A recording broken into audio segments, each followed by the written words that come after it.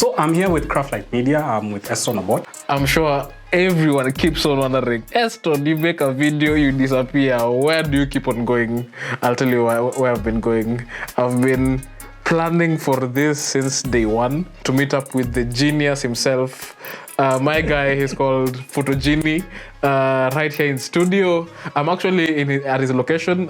We are doing a video shoot today, and we are talking about gear and essentially just knowing what gear works for you, and yeah, just understanding all things studio and gear. So with that said, let me introduce him. Pete, salimia wananchi. Hi guys, Peter, PhotoGenie. Good to see you. Link in the description. Please make sure you subscribe. Yeah. So Pete, the trifecta. What is the perfect setup for you when it comes to gear?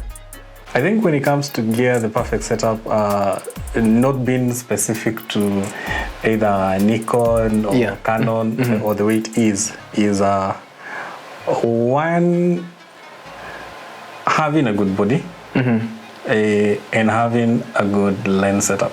And then having a good light setup. Yeah. Because I can play around with sound. But it's really hard to play around when it comes to the body. It's really hard to play around when it comes to the lens. And it's definitely impossible to play around when it comes to lighting. Lighting, I think, comes first. And then you can decide, no, those are my three holy grails. The lighting is set up, good. We go to the lens. Which lens works best for me? I've told you for video and actually most of my close-up shots, I do the Sigma. Has very clean shots. Whenever I want to do nice portraits, especially outdoors, I'd switch between the Sigma and the 70-200 f2.8. When it comes to the body, 90D right now, but I really want the full frame R5. I won't shut up about the R5. Oh yeah. And you just showed me the price of that thing, and I was like, okay, I thought it would cost your soul, but it is more than your soul. It is basically your whole existence that is going to be covered with that cost. It's basically like going and taking a loan and just buying a house with that cover. But some things we call them investments, so you can even just go and get it. It's an investment. I remember I had a friend who was telling me that, hey, you really have a very expensive hobby. And I told him once I got to certain prices, it's no longer a hobby. Exactly. I even remember being told the same thing myself. Why are people not taking like good photos? Everyone is taking a photo and it looks off, or it looks like it was pulled. Something was the shot. So I might as well be taking the photos. Then from there I was like, I might as well buy a camera. Then after getting a camera, the sound, and something that we've talked about, which is I think is like the most important thing, is the lighting. Even my whole channel itself, craft light. Light needs to be there. Because when you're using the camera is basically just to manipulate light. It's about manipulation of light, because at the beginning I remember I tried to make up a lighting setup. I ended up buying a strobe that also cost me another kidney. I had run out of kidneys, but now I had to find other kidneys to sell. But at the same time, I think the kind of lighting I got, I decided to not compromise when it comes to lighting. The lighting we're using, the 1200 watts, I think they're really good when it comes to the LED lighting. For photography, I'm using a strobe light, a single strobe, the 600 BM. I think it's a 600 watts. And it really works. I thought about getting a second strobe, but I don't want to die. I don't have any more organs to give. So with the strobe, I think my photography and video, once I invested in good lighting, shot up. And this is where you find, even when you're taking photos of models, and they actually love the outcome. And I think you've been seeing my videos and you see the photos I've been taking now. And if you check the earlier videos and see the kind of quality of video I had, quality of photos that I had, there's a big gap, there's a big blip. It's like light years, a leap which is like light years ahead. I'm praying for you, R5, that you come soon. So that you can go higher. Speak to your future. The R5 to come, though I hear there's an R7 on the way, or the R9, hoping. which should be the 5D Mark IV mirrorless, I believe. Enough said. Enough said. Talking about lighting. Yes.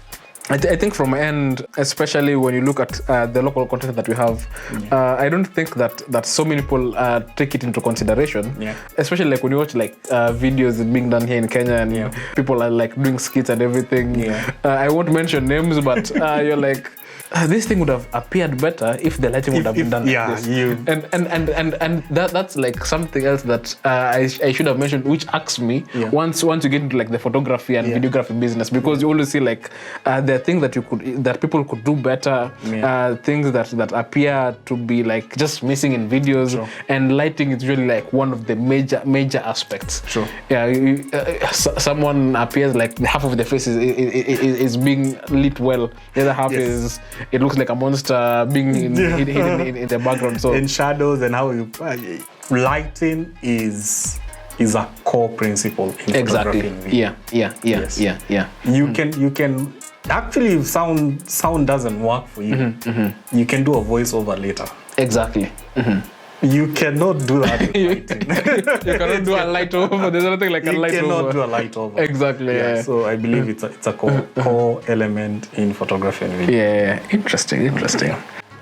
I think now that we've talked about lighting and we've talked about audio and sound, like story-wise, when you do your videos, like how do you like set up your stories? Do you have like a plan? Do you have like a checklist? And you're like, this is how it's going to start out. This is how it's going to continue. This is how it's going to end. Do you like usually plan things like that, or you do it differently? Yes, I do. Actually, now I don't. Okay. But to get to where I am, I had to do that. I actually used to do the running scripts. I'd run them on my laptop, and I'd be seeing the words and be able to read maybe from a laptop or from a page, and I'm able to see what is happening. But at the same time, I used to have notes. Yeah. And sometimes, even right now, I would have some notes here and there, maybe on my laptop or my phone, knowing that this is what I want to do. But with time, I run my videos off my head. Yeah. Because I already have gone through the notes. I know what I want to say.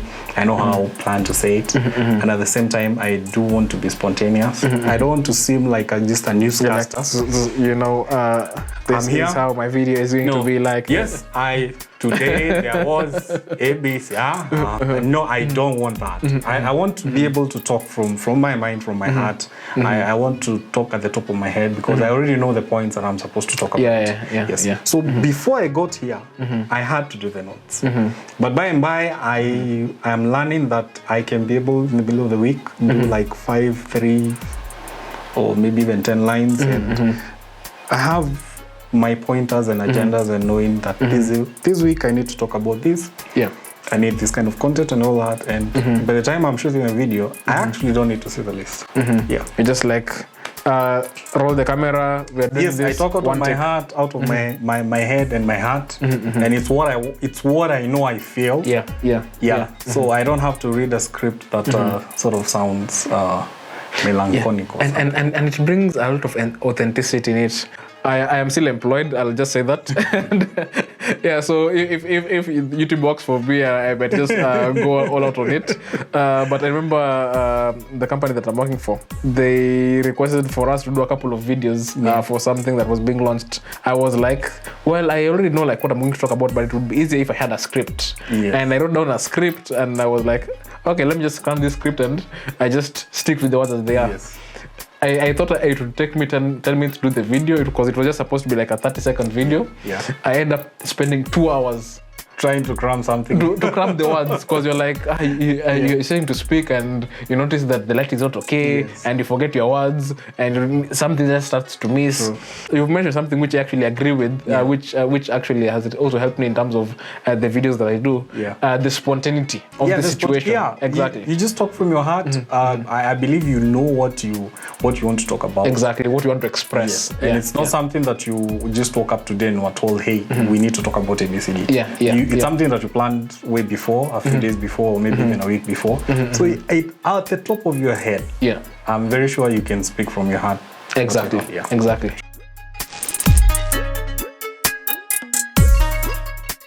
I want to throw shade to my mentor here. No love lost by the... Not on the Nikon. Yeah, they're out of business. There's no need to What? There's no need to throw shade anymore. No. So, legacy yes. stuff. You've been buying the DJIs. Yeah. From the drone, from the Osmo Action. Yeah. And then I know where this is going, yes. but yeah. I end up getting the Ronin, which is a DJI gimbal, and you end up buying the Weebill. So why not continue the Weebill, the Ronin way, the DJI way? Yeah. So once again, DJI guys, please, again, I am a simp for you guys. The only reason why I got the Weebill, and this is not trying to say that the Weebill is not a good product, is it goes back again to like the kind of videos that I do. Sure. And for me, I think what matters is mobility. The easiest in terms of movement and at least being able to like get through spaces and everything. And when I was thinking about getting a gimbal, there was the Ronin that was there. There was actually I think I was inclining more towards the Zhiyun because Zhiyun also have like some very good gimbals. True, they do. And they actually do. Yeah, and at that particular point, it was either me getting the Ronin or going for the Crane 3S. I think I went and did a couple of reviews, and when I was still doing my reviews, that's when I learned about the Weebill S. And Weebill S is like a really tiny gimbal. And what I like the most about it is the fact that, first of all, it's very light. Yeah, actually, it's light. I think you're going to see the difference. The Ronin is the gym. Yeah, you require lots of muscles. The Weebill is a bit, and I think even the way we, except for the drones, the way we actually buy gear. When he buys gear, I try and do a bit of an opposite, so that we can have something that we can actually relate and try and contrast and see. Exactly. Yeah. So when you do the Weebill, I decide not to buy the same gear and actually do the Ronin. When you bought the Mavic Mini, I decided to buy the Mavic Mini too. So that you can have something that can contrast and you don't have to have the same kind of gear that we're using. So essentially, I think I haven't tried your Weebill yet. But you like it, trust me. It's like, when you compact it, like what I like the most about it is that when you put it together, it the size is basically like an A4 page paper. And actually, even like your whole setup, like your camera and gear is actually, I think, way lighter than your camera itself. My camera and gear is actually over 1 kg, so you can try and imagine. Exactly. It's more than 2 times his setup. So exactly. And then you add the Ronin. Oh dear God! I think I'm going to grow biceps more. They're just coming. You become like a miniature Hulk right here. Zhiyun actually did something which was really special, and that's why I went for it. While it's like a small gimbal. Something else which I find to be amazing is the fact that it has 200 times, it's not 200 but 200% the power of the motors compared to the previous version that was there. So it is a small gimbal that has lots of power. It is able to like lift, I think it is able to go up like 3-4 kgs, which is a lot of weight for that nifty thing.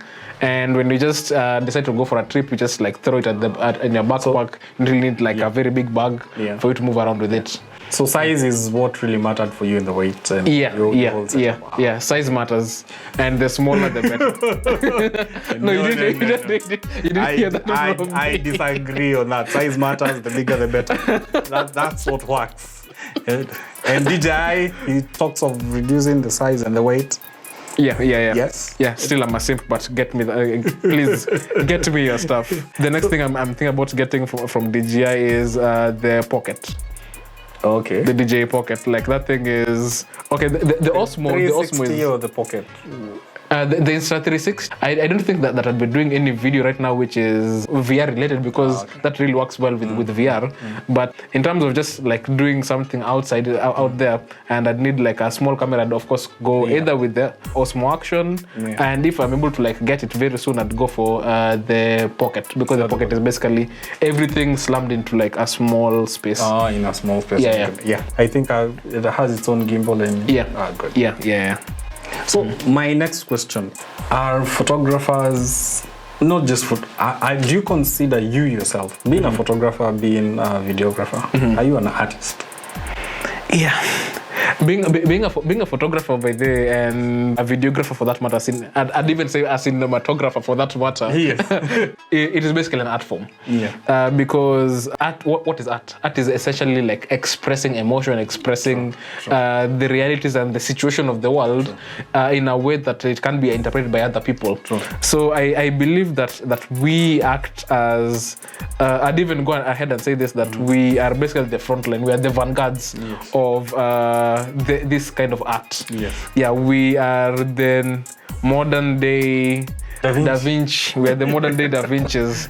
Because we create stories, we create the lens realities. Is our brush. Exactly. It's what we use to, and we paint the world with color. Paint the world with color. Exactly. So, especially when it comes to composition and how we take videos and how we take photos, I believe we are creating art. Exactly. And that's a point where you become a painter. Yeah. But using your lens to do that. So the next question is on drone flying. Yeah. And you told me there are things you need to learn about. He's crashed a drone. I've never crashed a drone. I've only been chased by hawks, but never crashed one. You know something interesting? Flying a drone is like swimming.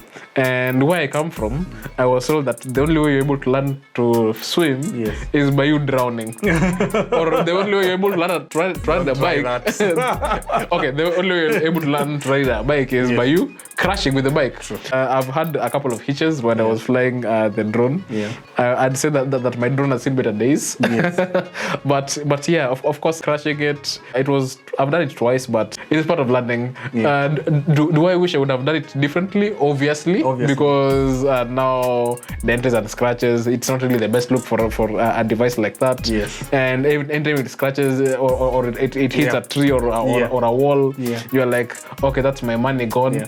Until you just realize that okay, it can still fly. I would wish not to like hit my drones or just crash them unless I was doing FPV. I'm not doing FPV, it's basically a GPS drone. But FPV is where you actually do the VR thing and you fly in. You don't actually have to have your phone to view what you're doing. So once you have the VR goggles on, you just fly in the drone and you can just move your head and see whatever it is you're seeing. So weirdly, I've always wondered, like, when these guys are flying the FPV drones and they have that thing on, don't these guys like get dizzy or something when they're like doing the flips and everything? That's a question for another day, though. we need to get an FPV, so I think we need to buy an FPV drone and try that out.